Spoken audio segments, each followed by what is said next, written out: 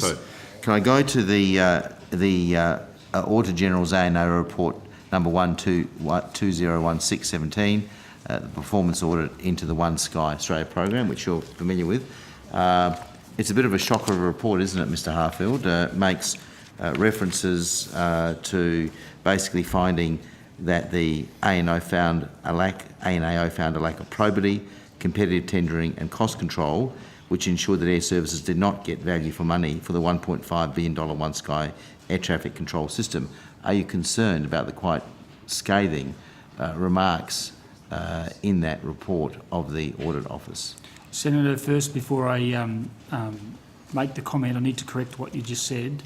The ANAO did not find a lack of value for money for the $1.5 billion program. They said that there was probably around value for money referenced the contract with ICCPM. It wasn't to do with the overall One Sky procurement.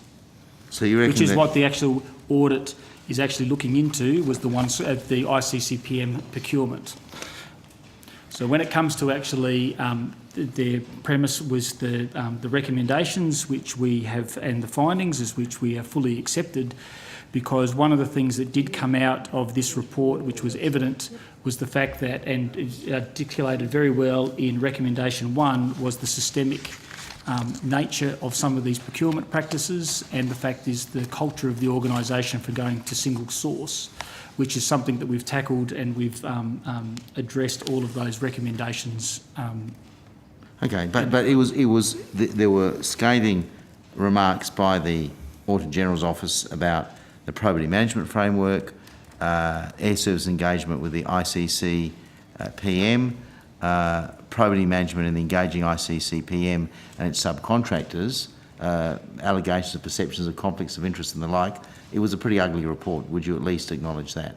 Oh, absolutely, Senator. There is no doubt about it. That is one of the reasons why, as stated, that, and particularly with that recommendation 1 of the cultural, and it's one of the reasons why changes were being made to the organisation well before the ANAO report was released, and is actually one of the underlying principles of why we actually went down the Accelerate program and changed the operating model and culture of the organisation. So, the ANAO has made a series of organisational recommendations, but what of personal accountability? Have there been any consequences for the managers who allowed this to happen? Senator, as you can see, that if you read the report, no one has done anything untoward, so there's been some non-compliances. The fact that all of these... A non-compliance on probity issues is not untoward? Senator, is that if you have a look, is that there were authorised what we would call authorised exemptions to the probity practices, and at all times there that the financial delegate approving these transactions not only may approve the transaction but authorised the transactions to take place. The people that are mentioned in that report were moving through and following the processes of the organisation, in some cases not complied with, but at the end of the day, the financial delegate still authorised the transactions. So to channel former Senator Heffernan, no one got their backside kicked? Well, there are some people that have got He would have said us, I'm sorry. There are people that have been disciplined in their non-compliances. There has been counselling taken on how practices weren't adhered to.